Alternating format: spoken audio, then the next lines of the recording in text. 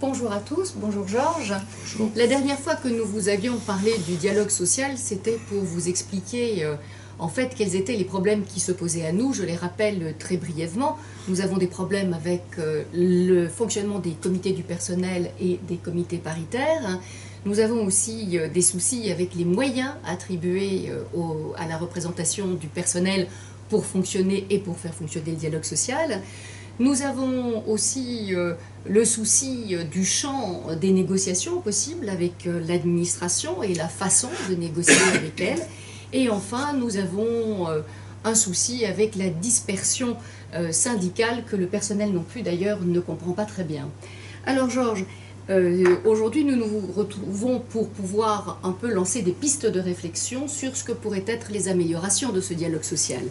Relativement au comité du personnel et au comité paritaire, qu'est-ce que nous pourrions proposer? Eh bien, tout d'abord, que les comités du personnel tiennent leurs élections en même temps pour pouvoir constituer le comité central. Actuellement, ces élections sont dispersées tout au long des 3 années de mandat de chaque comité, ce qui fait que le système a une instabilité incroyable. Nous voulons des élections au même trimestre, synchronisées pour permettre la mise en place d'un comité central très rapide et qui puisse continuer. L'idéal serait qu'on élise en même temps le comité central qui serait composé des collèges représentant chacun des lieux. Et ne soyons pas trop techniques. Donc la synchronisation des rythmes électoraux, c'est la première mesure. Au niveau des comités, ils se sont additionnés... Les comités paritaires.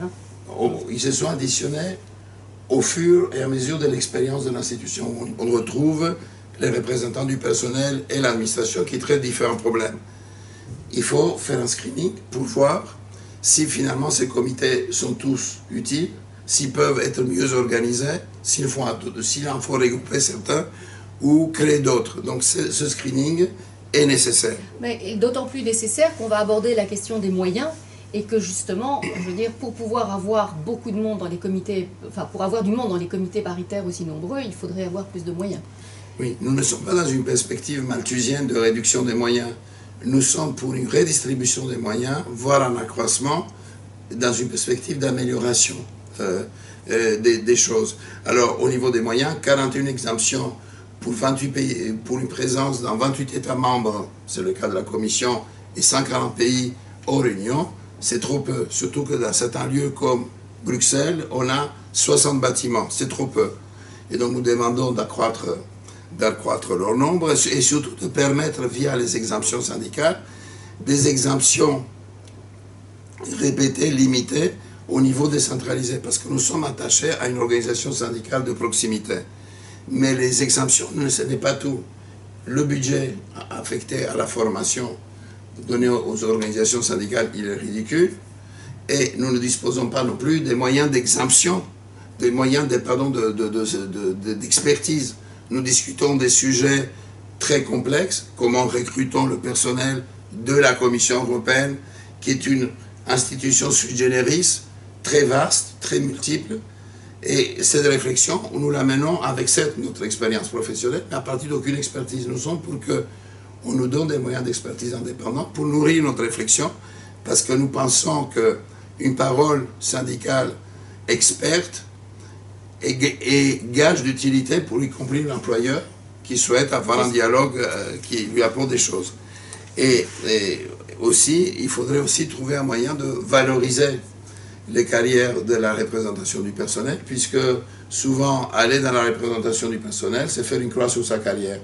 Alors, c'est pas la perception, c'est pas la perception commune, mais en fait, il y a beaucoup de collègues qui ont une valeur professionnelle, qui hésitent investir le champ syndical. Le champ syndical, oui.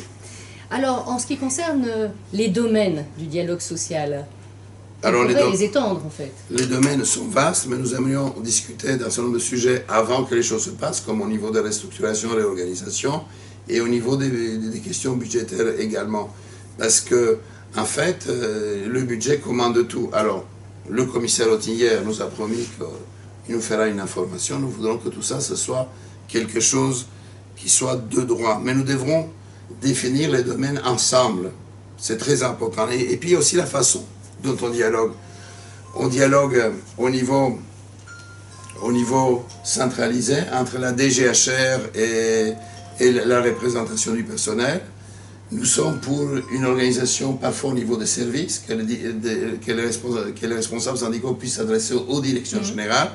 Et nous sommes surtout pour qu'il y ait une expression directe des salariés au niveau des services et qu'une fois par an, les services organisent eux-mêmes un dialogue direct avec leurs salariés qui pourront s'exprimer sur leurs conditions de travail, la façon dont ils travaillent, la façon dont ils vivent la hiérarchie.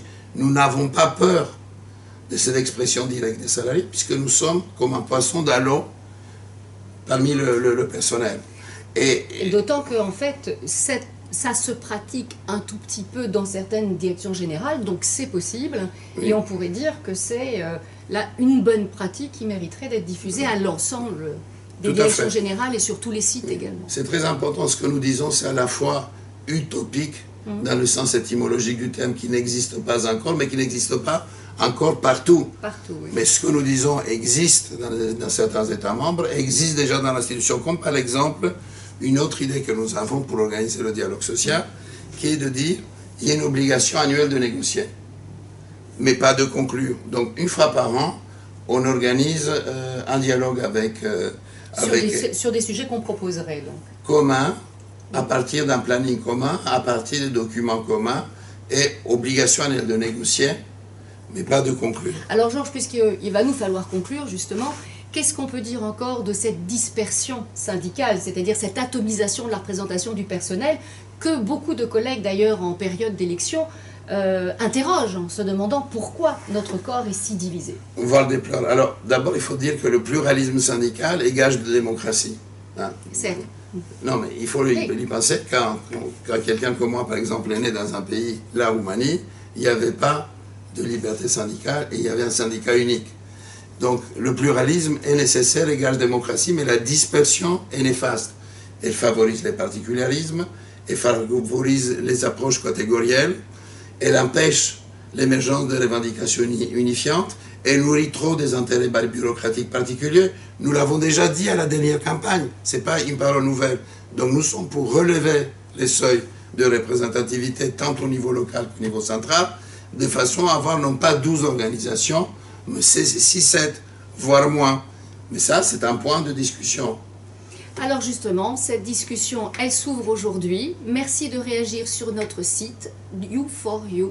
À bientôt. Merci. Merci.